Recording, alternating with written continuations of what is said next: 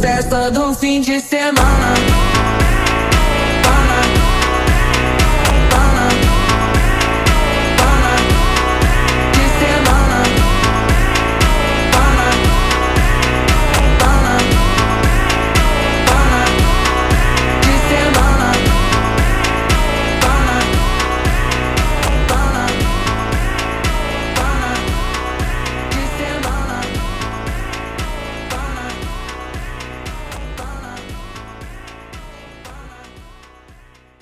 नेपाल देशलाई संसारभर चिनाउन एउटा सिडीको रूपमा काम गरिरहेको पनि देख्छौँ हामी।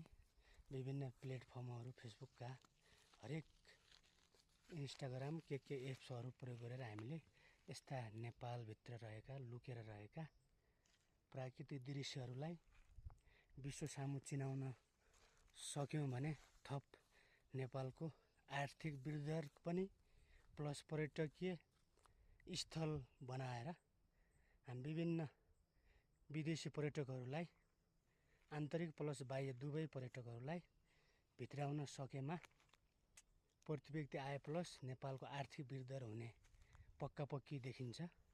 यो भन्नुभएको छ हाम्रो इन्जिनियर सरले, उमा सरले। यस्तै भन्नुभएको छ है त। ओके साथीहरू, ल, thank you all of you.